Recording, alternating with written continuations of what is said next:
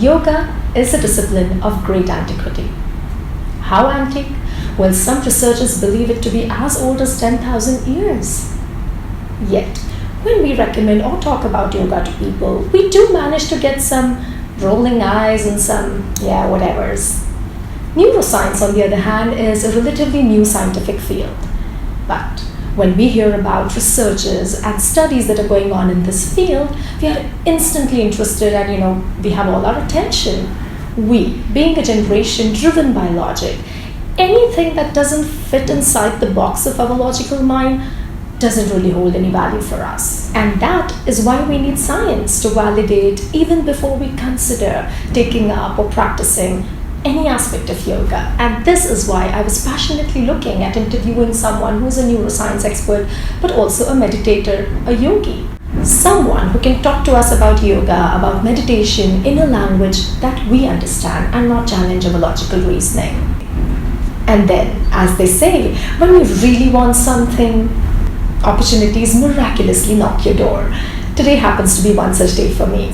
My name is Padmini Pandit. You're watching I Have a Question. And before we begin this interview, I have to thank the universe for giving me this opportunity to bring you all Dr. Mala Cunningham. Dr. Mala is a leading speaker, author, educator in the field of mind-body medicine and health psychology. She is the president of Positive Health Solutions and the founder and director of a renowned training program, Cardiac Medical Yoga. She has lectured extensively, nationally and internationally, and she is a renowned authority in health and business psychology, stress management, sleep enhancement, and health yoga.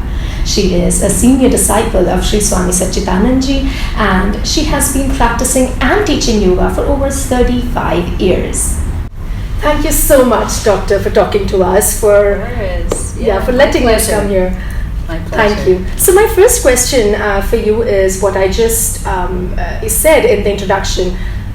What is, if there is, the relationship between I as a soul and the universe? How is it that, sometimes when you really want something, things just happen? Is it just a coincidence? Because it's not just me. I know that, universally, we have quotes on this, So what is it? Is there any science behind it, really? Well, I think it's a very large question, and my take on it, because I think there's many answers to that question, but my take on it is that what my teacher used to teach us, Swami Satchidananda, is that the universe is, the divine universe is sort of like the electrical way station.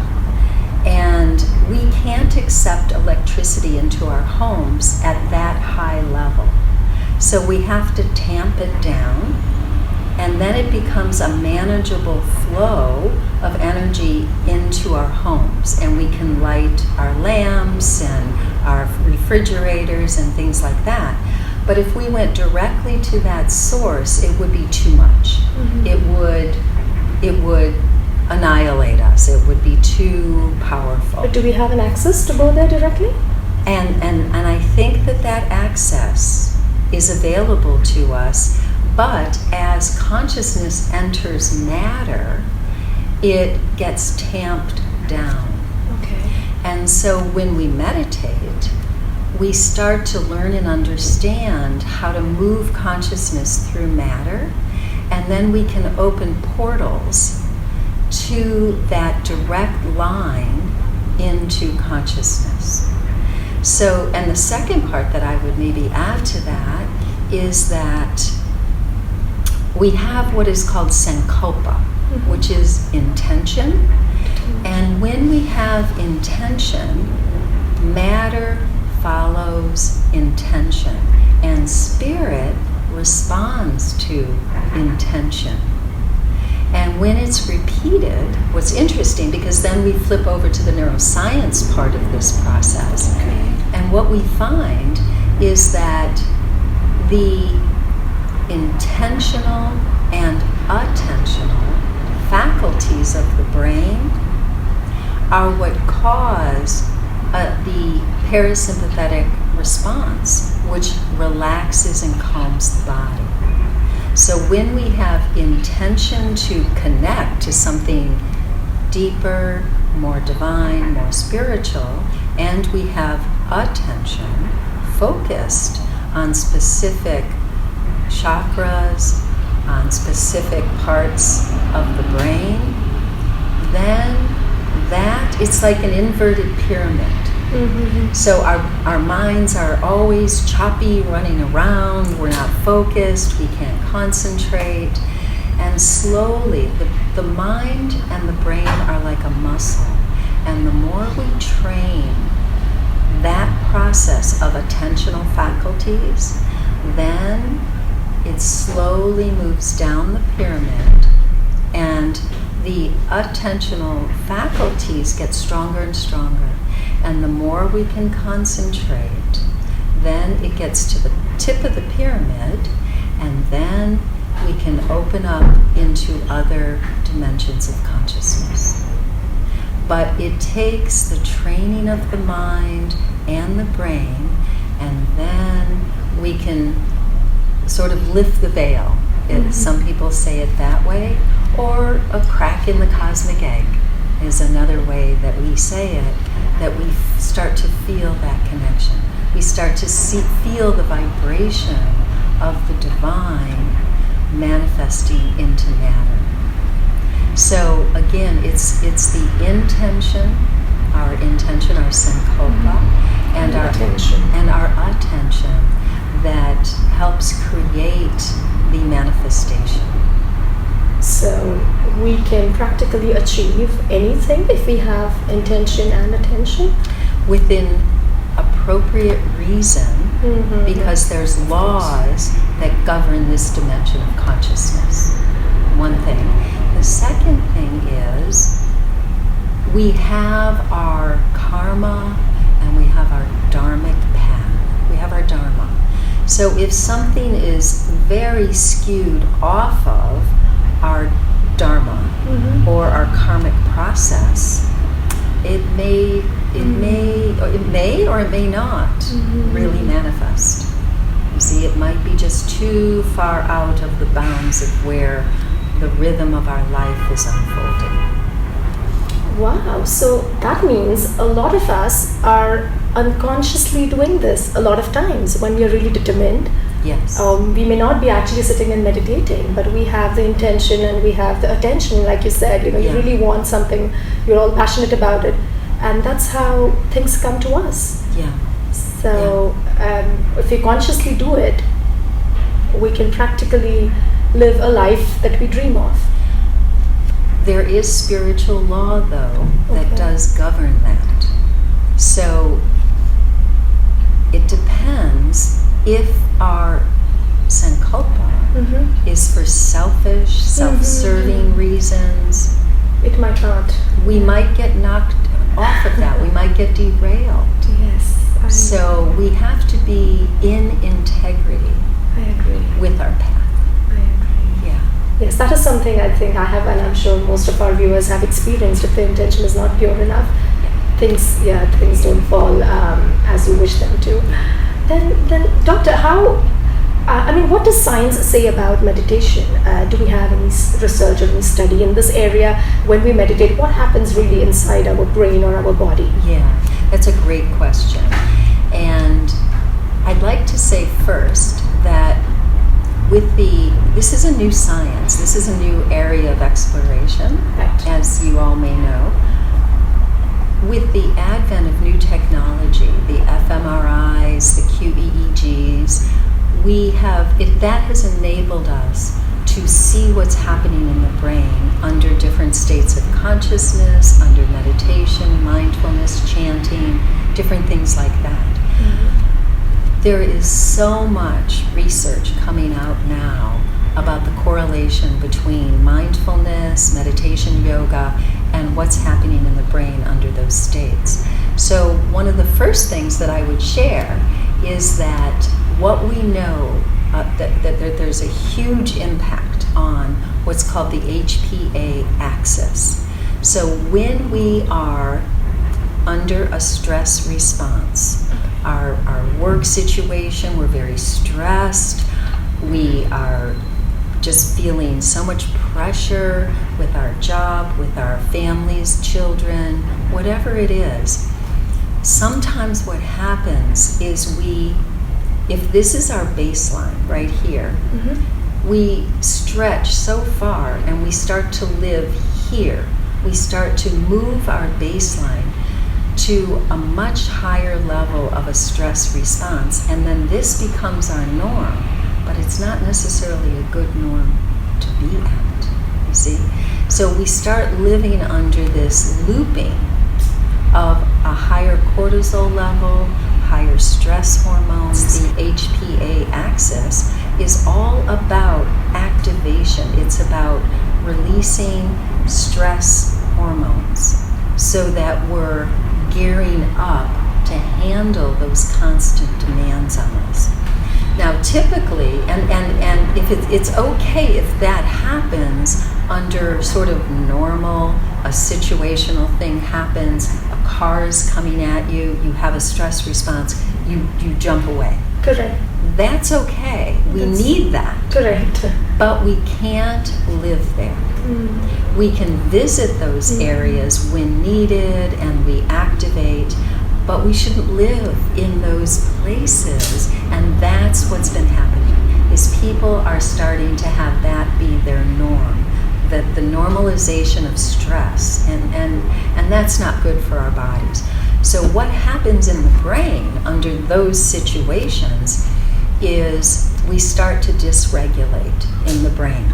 The amygdala, which is actually a Greek word for almond, and the amygdala is about the size of an almond in our brain. And it's bilateral, but that's not all that important. It's more the concept that the amygdala is sort of like the threat center in the brain, and it is constantly assessing or vigilant, is this environment safe or is there a threat?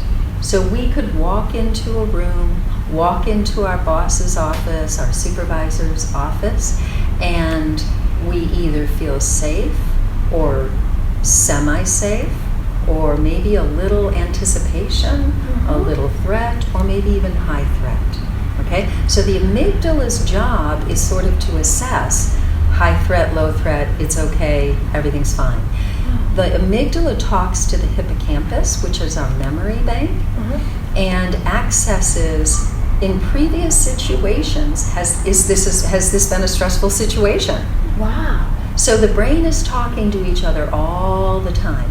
Then the brain goes to the prefrontal cortex. We see it lighting up, the prefrontal cortex. The prefrontal cortex starts assessing, judging, analytic thinking, decision making. Do I run and get out of here as fast as I can? Wow. Or do I tamp down and it's okay, my boss isn't going to yell at me, I'm okay. Now the limbic system, which is like the emotional part of the brain, there's many parts to the limbic system, but it's basically emotional intelligence. So we start to sometimes deregulate or dysregulate even around our emotional intelligence. We start to activate as if something is fearful or a threat. So it really comes down to all the time we're assessing. You walk out on the sidewalk, oh, it's fine, it's fine, it's fine. And then someone is coming at you full force, angry. Then you activate, this is a threat. The amygdala is assessing threat, safety type of thing. So what happens is, so that's what's called the stress response, okay? And it's normal, natural for us to bounce back to our, the original level from Possibly. Okay. Possibly. That's a great question, because as children, as we become socialized to handle situations and handle interactions with peers or family or adults, we start to develop what's called resiliency, the ability to bounce back to that base level. Right. But here's the problem. Sometimes the threat or the perception of threat is too high, so we move our baseline as children. We perhaps someone bullies us, or we're uncomfortable, we don't feel intelligent or attractive or smart enough, whatever it is, there is the potential for a threat response, and feeling uncomfortable, not feeling worthy, not feeling good enough. So the whole emotional, psychological piece starts to enter into this formula. And the body is responding, whether it is an actual threat or if it's in our mind. Anticipation, the anticipatory process. And then it activates the whole HPA axis of cascading stress hormones that keep us on edge. Now, typically, we can bounce back and we have resilience. Correct. But many times it's too much over and over and over again. And what happens there is we start to have what's called a chronic stress response versus a functional normal stress response. So it's the cortisol, which is a stress hormone, never fully deactivates and eases in our regulatory system. So we have what's called an overactivation or hyperarousal of the sympathetic nervous system. The sympathetic nervous system speeds up the body, and the parasympathetic nervous system starts to calm it down, brings it back. So our heart beats, and then there's a moment of relaxation. It beats, relax, beats, relax. Our muscles contract, sympathetic, relax, parasympathetic. So millions of times a day, this system is being regulated and back and forth, right? Our eyes blink, they relax, they blink, they relax. So when emotionally and psychologically or internally we have issues that create a constriction, that is potentially high stress, and that becomes chronic stress. And then it's much harder for the system to just turn that light switch off, because we're stuck. We're stuck in that brain looping between the amygdala, the hippocampus, the limbic system, the prefrontal cortex. So what meditation and yoga does is it helps us to start to activate what are called the happy hormones in our system. So happy hormones, I use the acronym, there's many, but there's 4 major happy hormones. And I use the acronym DOSE to define those happy hormones. So dopamine, oxytocin, serotonin, and endorphins. So when we sit for meditation and we do the pranayama and the breathing practices, this helps to deactivate the sympathetic hyperarousal, and it helps the system relearn parasympathetic arousal activation, which helps slow the body down. Okay? And then when we start, remember that inverted pyramid? When we start to concentrate, when we start to regulate the breath pattern, when we start to relax our muscles and relax our nervous system, this then starts to activate the happy hormones, the dopamine, oxytocin, serotonin, endorphins. All of them? It depends, but mostly we can activate all of them, yes. Wow. But it depends on what type of meditation we're doing, what type of breathing practices we're doing. So this necessarily, I need not meditate when I am in a situation of stress. Even if I do it like on a daily basis, it's going to help me to at least bounce back to the normal level. Yes. Is that? Yes, because we have to learn as just humans, we have to learn self-regulation of our nervous system, of our emotions, of our negative thoughts, positive thoughts. We have to learn self-regulation, not just externally, but internally. We're planting a garden inside of us. And what are we planting? What seeds are we planting? Positivity, happiness in our own internal world, or negative critical thinking, jealousy, envy, dislike, anger, fear, anxiety, depression. It's like we're at a fork in the road, and we can choose positivity, we can choose negativity. And sometimes we tumble down that black hole, and that's okay. The most important thing is we catch it and then start again. Catch it, start again. And then slowly you start to train the brain. You start to train the brain.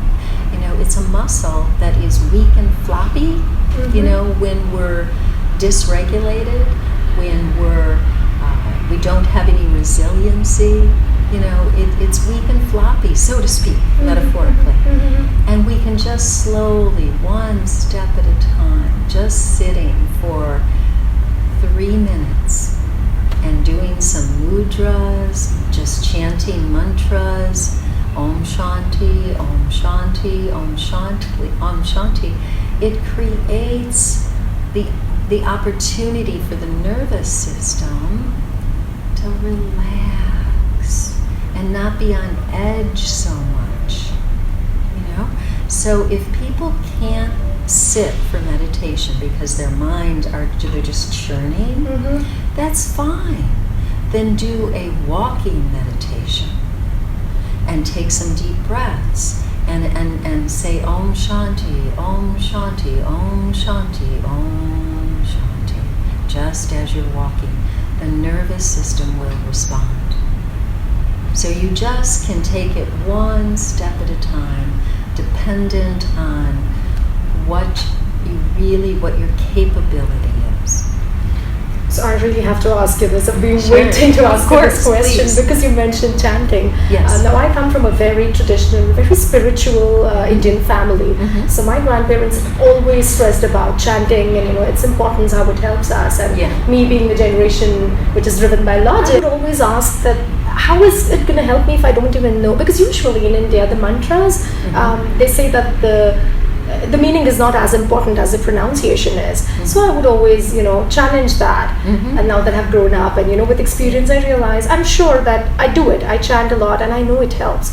But I wanted to ask you if there is any science behind it at all, or is it just, psychological that I believe in it and it works for me? Yeah, there's definitely, the field is starting to open up. And more people are starting to look at the impact of sound vibrations on our nervous system.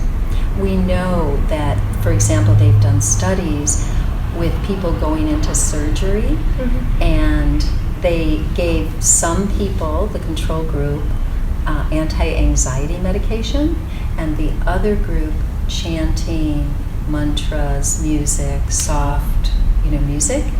And the individuals who had the chanting, soft music, sound vibrations, they healed faster.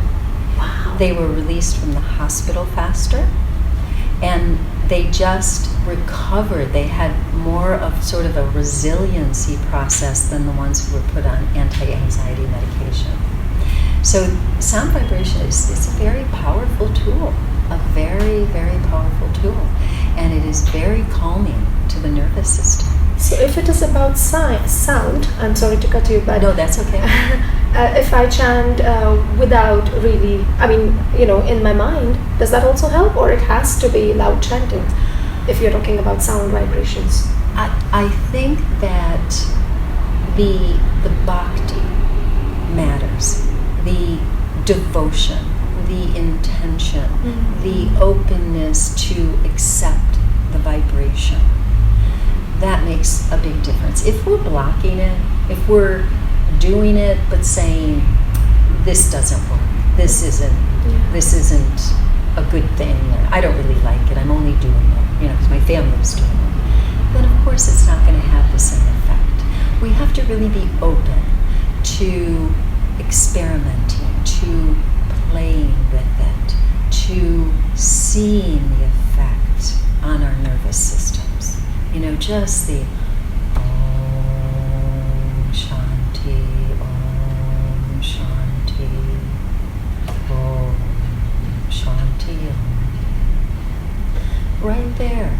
we just released endorphins in our body, and we calmed the nervous system down. We calmed the stress response down. These tools, these practices are powerful tools to help us feel better, have vitality, to thrive, to have better relationships, to heal, to feel dynamic. Everybody wants happiness and peace in their lives. And these are options, these are tools that can help us get there. Ms. Mala, I have one last question for you, Sure. which usually we reserve it for the audience. Okay. So we had invited questions, and Mila wanted to ask you a question. That she is in her late 50s, and she has a chronic sleeping problem. Yes. So she cannot sleep, and even if she falls asleep, it will be around 4 in the morning when she gets a sound sleep. And if she manages to sleep any early, she is usually It's disruptive. very. I mean, she has nightmares, and her partner often tells her that she was screaming or clenching or shivering, Yeah. but she can't remember anything. Yeah. So she wanted to ask you if there is anything you could Sure. suggest. Yeah, absolutely. So, just sort of briefly, because I can give sort of a little bit of a sort of an angle on it, but really to get a deep, full answer, it would be better for her to have a sleep assessment. Okay. In the U.S. we have what are called sleep clinics. So people can go and then they get analyzed what their patterns are and what's happening in their brain waves as they're sleeping. So they come and they do an overnight sleep clinic, and they're all hooked up to machines that show their brain waves and stuff. So there might be something we don't know. So if there are sleep clinics here or where she is, I would definitely recommend that she get an assessment, because it sounds like it's very disruptive. Yes. So the second part of that answer is that cortisol is a normal hormone in our body. We have to have a certain amount of it. So in the morning, cortisol goes up a bit, and that's what keeps us awake. And throughout the day, it goes up a little, and then it starts to come down. And melatonin, which is the sleep hormone, correlates to that in the sense that when our cortisol levels are going up, our melatonin is going down, because we don't want to be sleeping, you see? So it's a direct correlation, one to the other. One goes up, one goes down. So what I would check is I would have, if it's that disrupted, to be honest with you, I would have her go and have a sleep study done. Okay. I really would. It sounds like her cortisol melatonin process is dysregulated. There are definitely things she can do. I think the yoga practices are really powerful, and that it can help to reduce stress in the physical body, the mental body, the emotional body, the chanting, the breathing, the regulated breathing. I think it would be very important for her to do regulated diaphragmatic breathing, even breathing, nadi shodhi, the channel purification breathing. She needs to start to understand what it means to relax her nervous system. But there may be other factors, biomarkers, other types of things happening in the body that we don't know about. So these are a few helpful hints, but it does sound like perhaps there might be some trauma there embedded in the unconscious that is trying to work its way out. There's some type of stress response going on where she's contracting. So I would almost want to refer her to a professional to begin to help with that process. Yeah. Thank you so much. Oh, you're welcome. Thank you so much It's Mama, my for talking pleasure. to us. It was my pleasure. Thank especially you. the Om Shanti that you did, it was just for what, a couple of seconds, but Yeah. it just calmed me down so much. Thanks a lot. Thank you you so much for talking to us. Absolutely. It's my pleasure. Om Shanti. Om Shanti.